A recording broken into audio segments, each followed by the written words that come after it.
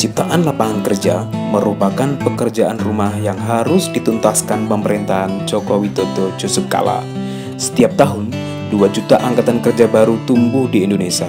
Dari jumlah itu, hanya sekitar 800.000 tenaga kerja yang mampu diserap ke dunia kerja. Sisanya, 1,2 juta angkatan kerja terpaksa bekerja di sektor informal dengan upah seadanya, bahkan menganggur. Tak hanya itu, pemerintahan Jokowi JK juga harus menyiapkan bangsa ini menghadapi bonus demografi yang diperkirakan akan memuncak mulai tahun 2025. Industri manufaktur padat karya berorientasi ekspor sejauh ini dipandang sebagai solusi terbaik untuk menciptakan banyak lapangan kerja. Dengan jumlah tenaga kerja yang melimpah, Indonesia memiliki potensi besar untuk pengembangan industri ini.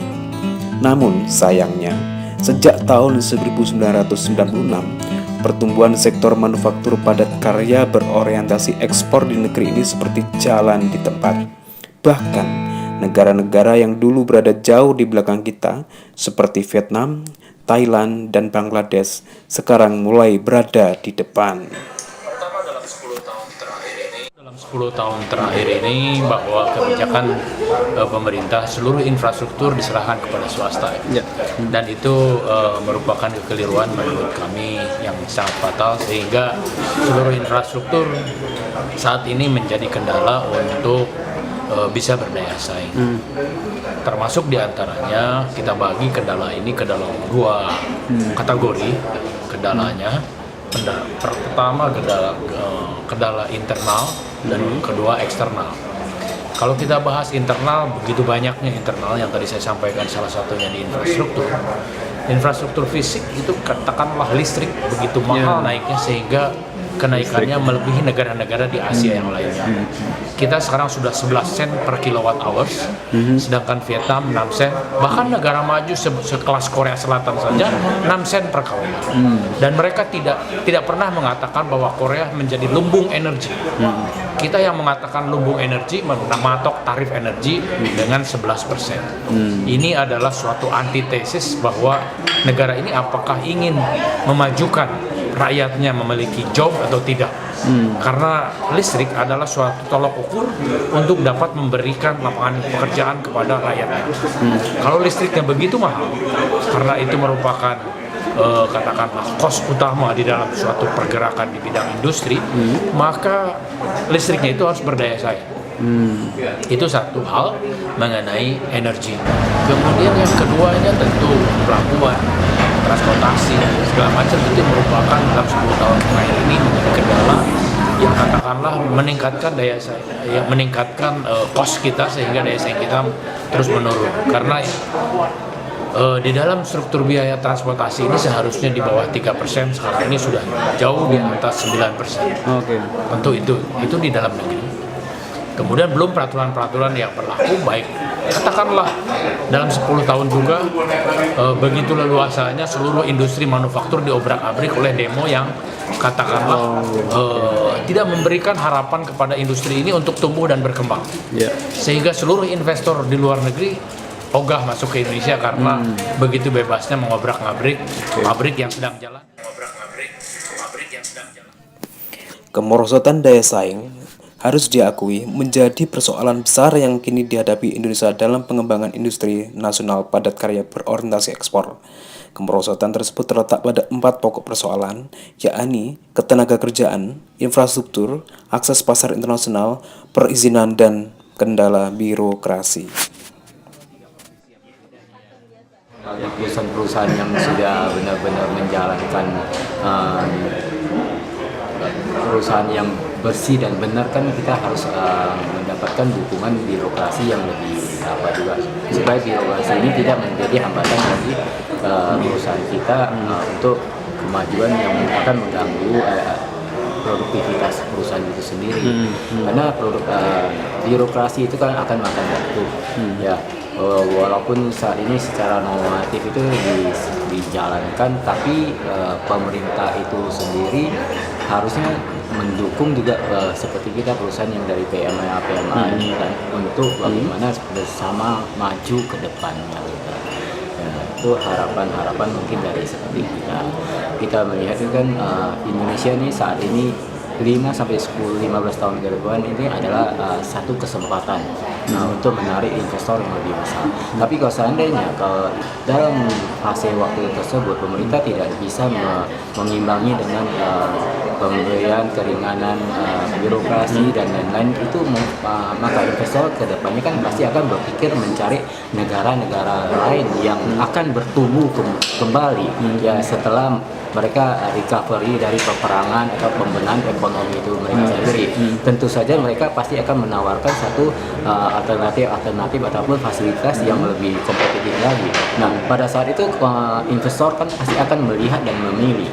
Kalau memang kondisinya sudah tercapai demikian, kita melihat saat ini Indonesia itu mempunyai potensi, mempunyai kesempatan untuk membenahi seperti ini, untuk meraih investor yang lebih besar. Tetapi kalau seandainya dia tidak, berarti kan kesempatan itu kan akan hilang. Investor itu akan sendiri mencari ke negara-negara yang lain, contohnya seperti Bangladesh lah yang ke depan, yang India atau yang lain-lain yang menjadi satu potensi iklim untuk berinvestasi dari pemodal asing dan lain-lain. Selain kendala birokrasi, ada kendala lain Pak yang dihadapi? Kendala birokrasi itu lebih banyak itu birokrasi pemerintahan itu kan ya, karena kita maklum kita kan adalah yang menyangkut devisa, menyangkut ke kawasan berikat, yang menyangkut ke apa itu kan semuanya itu kan sangat mempengaruhi kinerja dan ketepatan kita untuk melakukan produksi. Di sektor ketenagakerjaan, kebijakan upah menjadi persoalan utama. Peningkatan upah hingga 40% sangat memberatkan industri. Dunia usaha memandang kenaikan upah selama ini lebih bernuansa politis untuk kepentingan elit-elit politik tertentu, bukan murni didasarkan kepada kebutuhan hidup layak yang diukur sesuai tingkat inflasi real. Kita gini Pak, kalau misalnya kita sifatnya perusahaan padat karya ya, terutama di bidang elektronik ya, kita permasalahannya yang tiap tahun timbul itu kenaikan UMK gitu. Dari sisi kenaikan UMK sehingga menjauhkan cost kita jadi naik. Jadi perusahaan-perusahaan itu kebanyakan tuh mereka komplain tentang cost kita untuk produk ekspor, karena kita kalah saing dengan mereka di Cina, Vietnam gitu. Oke. Nah, kira-kira harapannya apa Pak ke depannya Pak? Harapan kita sih kalau bisa sih UMK sih kalau bisa jangan tiap tahun naik. Oke. Gitu, misalnya 2 tahun sekali atau 3 tahun sekali gitu. Jadi mereka punya investasi juga bisa mereka prediksi ya. Kalau tiap tahun naik terus kan mereka juga nggak bisa memprediksi mereka punya cost gimana hitungnya gitu loh. Oke. Akses pasar juga menjadi masalah yang perlu segera diselesaikan. Banyak industri dalam negeri yang memiliki potensi untuk menjangkau pasar ekspor yang lebih luas, kesulitan mendapatkan akses pasar internasional. Hal ini karena Indonesia belum menandatangani perjanjian perdagangan bebas dengan sejumlah negara di beberapa kawasan yang potensial, seperti Eropa dan Turki. Eksternal. Kalaupun kita iklimnya kita katakanlah kurang baik di dalam negeri, ini perlu perbaikan-perbaikan yang sangat cepat. Tapi satu hal, perbaikan cepat pun tidak ada artinya kalau kita tidak memperbaiki eksternal kita. Eksternal itu apa? Adalah tujuan pasar, market access. Market access kita kebanyakan adalah Eropa dan Amerika. Tentu ada Jepang juga. Jepang tidak ada masalah karena kita sudah free trade dengan Jepang, sehingga ekspor kita dalam 5 tahun terakhir meningkat hampir lebih dari 4 kali lipat ya untuk TPT.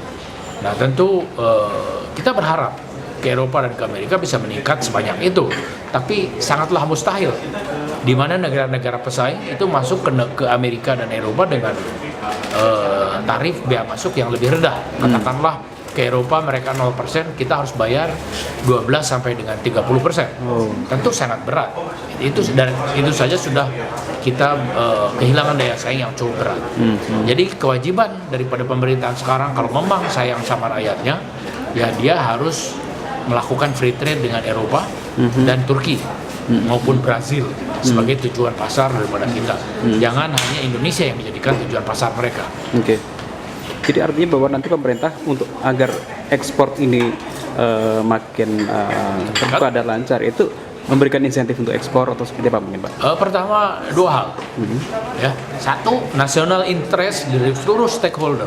Stakeholder ini seluruh pemerintahan, baik itu dari presiden, menteri-menterinya, semua menteri, DPR, kepolisian, kejaksaan, pengadilan, semuanya harus orientasi national interestnya harus sama, kepentingan nasionalnya harus sama. Yaitu apa? Untuk kepentingan pembukaan lapangan kerja yang seluas-luasnya dan menghasilkan devisa sebesar-besarnya. Itu yang negara Indonesia perlukan saat ini. Dan bukan saat ini saja, 20-30 tahun ke depan tetap itu yang diperlukan oleh Indonesia yang harus menjadi pokok-pokok seperti halnya Pancasila dan Undang-Undang Dasar. Maka lapangan kerja dan devisa itulah yang harus menjadi mindset kita semua. Nah, untuk mencapai itu tentu harus dilakukan gerak cepat di dalam melakukan perubahan-perubahan tersebut. Indonesia memiliki kesempatan menarik investor yang lebih besar dalam 10-15 tahun ini. Tapi, jika pemerintah tak membuat kebijakan yang lebih baik di sektor ekonomi, terutama mengurangi hambatan birokrasi, investor akan beralih ke negara-negara lain yang lebih menjanjikan. Pak, kalau kaitannya dengan insentif pajak dan sebagainya dibutuhkan nggak oleh pengusaha? Tentu saja ya kita membutuhkan insentif pajak ya. Pasti ya kita membutuhkan ya. Dan hanya saja kan kadang-kadang ini ada perusahaan yang mungkin tidak membutuhkan, tapi ada yang dibutuhkan. Nah, insentif pajak itu bagi kita kan kita perusahaan yang benar-benar menjalankan perpajakannya dengan benar kan otomatis ini kalau bisa dari pemerintah juga ada imbal baliknya. Pak, kalau untuk ekspor, apa kendala yang dihadapi oleh pelaku usaha seperti Bapak? Kalau ekspor, terutama kita tidak mempunyai hambatan apapun ya selama ini, karena kita tujuan ekspornya negaranya cukup luas ya di mancanegara, sehingga birokrasi dan lain-lain itu kita tidak mendapatkan hambatan yang cukup berarti dari situ. Untuk agar ke depan ekspornya akan lebih baik bagi Indonesia, apa yang perlu ditingkatkan lagi Pak? Mungkin segi informasi ya yang kita sebut ya, kalau kita lihat di negara-negara Cina kalau untuk ekspor, tujuan ekspor itu mereka informasi itu dari A sampai Z itu mereka hulu sampai hilir tuh disaji dan dikemas dalam satu kemasan yang kita bisa sekali klik aja kita bisa dapat. Nah, pemerintahan mungkin perlu juga mulai mengadopsi sistem-sistem tersebut sehingga kedepannya itu bisa menjadi satu tujuan ekspor bagi negara kita sendiri. Pak, produk Bapak apa Pak? Produk kita itu mainan boneka dan untuk anak-anak ya, yang mainan berkualitas yang benar-benar untuk anak-anak ya, dari boneka yang berkualitas tinggi Pak. Itu peluangnya masih sangat besar Pak untuk pasar. Sangat besar Pak, sangat besar. Disebutkan ekspornya kemana aja? Kita hampir semua benua ada Pak, hampir semua negara ada. Karena mulai dari Amerika, Asia, Eropa, Australia, bahkan Afrika saja kita ada. Pak, sekarang kan ada pelemahan nilai tukar rupiah Pak. Ini berpengaruh nggak terhadap Kartu apa? melemahnya nilai tukar rupiah atas dolar? Melemahnya kartu itu Rupiah. kebetulannya bagi kita ada ekspor dan ada impor. Jadi semuanya kita dalam dolar dan dikembalikan ke dolar. Jadi kita tidak mendapatkan impact yang langsung. Ya. Nah, kira-kira langkah apa sih Pak supaya industri-industri padat karya ini bisa berkembang Pak, sehingga ini juga membantu program pemerintah dalam mengatasi pengangguran nih, kira-kira apa Pak langkah yang diharapkan Pak dari Mbak? Ya, itu terkait dengan misalnya kebijakan pemerintah, contoh kayak bisa tekan UMK segala macam kan, sehingga proyek masuk ke tempat kita, terutama di Batam, sehingga kita bisa narik karyawan begitu banyak. Kita biasa karyawan tuh sampai 6.000 sampai 7.000. Oke. Di Batam sendiri Pak, 6.000 sampai 7.000. Ya, kita sendiri bisa sampai 7.000. Itu industri apa aja Pak? Elektronik aja. Elektronik saja? Iya. Oke. Satu lagi Pak, kalau permasalahan bahan baku itu yang utama apa Pak? Nah, kita bahan baku tuh yang permasalahannya kita mesti import dari Jepang, dari Thailand.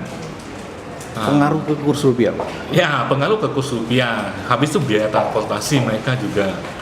Nah, yang bisa kita harapkan apabila misalnya perusahaan mendorong terjadinya perusahaan-perusahaan yang bisa menciptakan atau memproduksi bahan baku yang bisa kita gunakan di elektronik, sehingga kita punya cost bisa lebih rendah. Oke. Selama ini ekspornya kemana aja Pak? Kita ekspor ke seluruh dunia, ada ke Amerika, Eropa, Australia. Pertama tercapai, tentu untuk kembali lagi internal. Pertama harga listrik harus paling tidak usah sama dengan Vietnam katakanlah, tapi mendekati. Misalnya 8 sen per kWh. Atau katakanlah dari jam 10 sampai dengan jam 6 pagi diskon 50%. Oke. Ya, itu listriknya. Kemudian yang keduanya mengenai ketenaga kerjaan untuk sektor padat karya, ya, diberikan kepastian sampai dengan Pak Jokowi berakhir 2019 bahwa kenaikannya itu inflasi plus berapa persen. Itu adalah suatu kepastian, tidak usah lagi menggunakan mekanisme tripartit yang bertele-tele, apalagi sudah ditetapkan kemudian direvisi lagi berkali-kali oleh gubernur. Itu sungguh tidak memberikan suatu kepastian. Jadi kita harus memberikan kepastian sampai dengan 2019 tiap tahun naiknya inflasi plus sekian tiap tahun. Nah, jadi jelas, tidak usah macam-macam. UMK kita ini tergolong tinggi atau Saya kira tidak pas dengan posisi kita, karena BPS menyampaikan kepada publik bahwa pengangguran terbuka itu adalah 7 juta dan tertutup adalah 34 juta. Artinya 41 juta pengangguran harus kita berikan lapangan kerja seluas-luasnya. Makanya tadi sampaikan, landasan Republik ini berpikir bahwa kita harus membuka lapangan kerja seluas-luasnya dan menghasilkan devisa sebesar-besarnya dalam kurun waktu 30-40 tahun ke depan.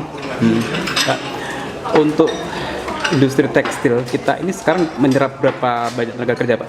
Saat ini yang secara langsung dan dari kalangan katakanlah memiliki entiti hukum, baik itu perseroan terbatas ataupun CV, itu 1,6 juta orang. 1,6 juta orang. Itu yang tercatat. Tentu UKM di sini nggak masuk dan pengrajin nggak masuk, yang jumlahnya hampir katakanlah 4 juta orang. Oke. Kalau yang tadi yang besar itu ada berapa jumlah industri Pak untuk tekstil? Industri di kita yang tadi yang berbadan hukum resmi itu 5.200 perusahaan yang berada di Indonesia. Dan tentu kita berharap kalau free trade agreement dengan Eropa ataupun dengan Turki itu dilakukan, maka jumlah perusahaannya akan meningkat menjadi 2 kali lipat dan ekspor kita akan meningkat menjadi 5 kali lipat ke Eropa. Terakhir Pak, kalau nilai ekspornya berapa Pak dari tekstil? Ekspor sekarang ini di dalam 5 tahun terakhir tidak beranjak, berkisar antara 12 dan 13. Belum pernah terjadi dalam Triliun tahun sebelumnya. Miliar dolar. Oke. Ya. 12 miliar dolar. Sungguh memalukan bahwa kita telah disusul oleh Vietnam yang memulai industri ini sejak tahun 2000 dan sekarang ekspor mereka sudah 25 miliar dolar. Ya, kenapa? Karena mereka memberikan stabilitas politik maupun stabilitas keamanan yang sangat baik, sehingga juga harga listrik yang sangat kompetitif, sehingga kita menjadi pecundang di ASEAN. Pemerintah Indonesia melalui Menteri Perekonomian Sofyan Djalil menegaskan tak menutup mata atas persoalan dalam pengembangan industri padat karya dalam negeri itu. Pemerintah Jokowi JK, tegas Sofyan Djalil, sangat mendukung pemberian kemudahan berinvestasi bagi swasta.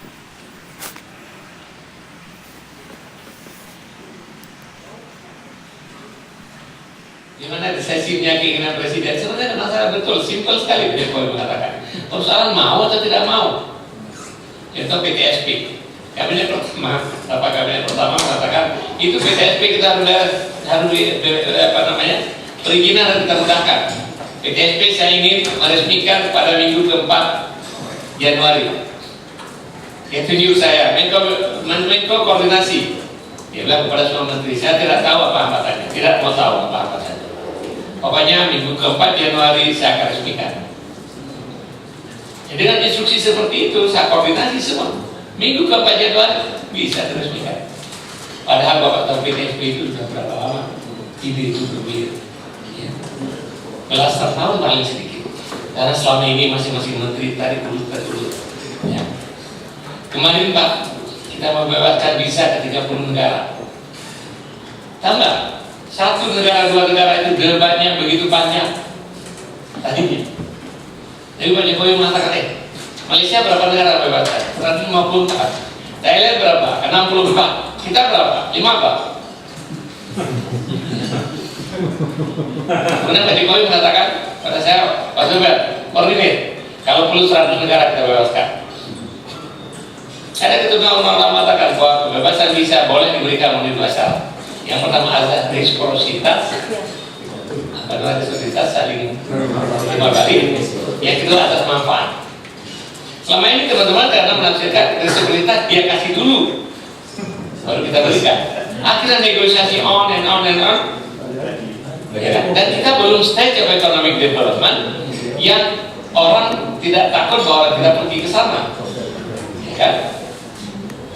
Nah, tapi sekarang dibalik, kita berikan dulu, nanti kita negosiasi aja resiprositas. Toh kita yang membutuhkan. Ya, dengan keinginan presiden 100 negara, akhirnya berhasil kita 30. Ya, alhamdulillah. Ya, nanti kita akan mengungkap lagi lebih banyak. Mudah-mudahan bulan depan kita tambah lagi 10 lagi. Insya Allah ekspor kita sekarang direspon cukup bagus oleh pasar industri, ya, industri pariwisata. Cuma kesiapan industri ini pariwisata dan juga hotel, higienis, ya kan, restoran, ini harus kita perbaiki. Ya. Karena jangan sampai sebuah ada kawan yang mengatakan ada sebuah restoran daerah, makanannya enak sekali. Kalau singgah restoran itu jangan pernah pergi ke WC. Kalau pergi ke WC setelah makan boleh, jangan pergi sebelum makan. Karena ada pergi ke WC sebelum makan kayaknya makan. Kalau that kind of practices itu nggak bisa, kita harus perbaiki. Ya. Jadi Bapak Ibu sekalian. Nah sekarang tentang kebijakan ini, saya sangat impress dengan studi Pak Raden dan teman-teman dari transformasi dan gas Papanek. Barangkali Pak Raden cerita dia bikin made in India, jangan-jangan konsultannya Pak Raden juga. Itu intinya ada bagaimana kita digitalisasi ekspor, ya, ekspor. Nah ini bagaimana kita terapkan segera mungkin. Tadi sudah disebutkan ada transfer diskusi forum sekali bro, sudah tahu masalah apa, ayo kita ekspor dengan policy. Kalau bisa April ini kita umumkan. Ada sekian banyak peraturan, berapa perpres, berapa PP, berapa permen, ini kita siapkan baik. April kita umumkan, karena ini adalah pemerintah akan terus melakukan yang kita sebut dengan reformasi struktural, membuat ekonomi kita lebih agile, membuat rantai yang tadi mencen ekonomi kita, mencen industri kita lepas. Walaupun tentu ini adalah sebuah proses, tetapi saya pikir Pak, dengan komitmen seperti ini, Pemda juga sudah mulai berubah, walaupun belum secepat yang kita harapkan. PTSP pusat itu targetnya Januari, Pak Presiden mengatakan 6 bulan PTSP provinsi. Sekarang menurut Kepala BKPM, sebagian cukup banyak provinsi sudah ikut langsung. PTSP provinsi ke kabupaten harus selesai dalam tempo 1 tahun. Bahkan, menurut Sofyan Jalil, saat ini pemerintah sedang merevisi kebijakan-kebijakan ekonomi terkait pengembangan industri nasional agar lebih baik lagi. Pemerintah juga menyiapkan paket kebijakan ekonomi yang salah satu di antaranya akan berisi paket kebijakan untuk pengembangan sektor industri padat karya berorientasi ekspor. Sedianya, paket kebijakan tersebut akan disahkan April tahun 2015 ini. Pokok diskusi ini kita makin mengerti masalah, makin apa namanya, ayo kita selesaikan. Saya pikir nanti April kita umumkan semua ini paket kebijakan. Apa kendalanya, kita cari jalan keluar. Kalau ada ketentuan undang-undang yang berubah, coba kita tafsirkan kembali undang-undang itu. Ya, karena begini Bapak Ibu sekalian, undang-undang, peraturan, apa segala itu men-serve kita, bukan kita men-serve. Ya, oleh sebab itu coba kita lihat seperti tadi tentang visa bebas visa.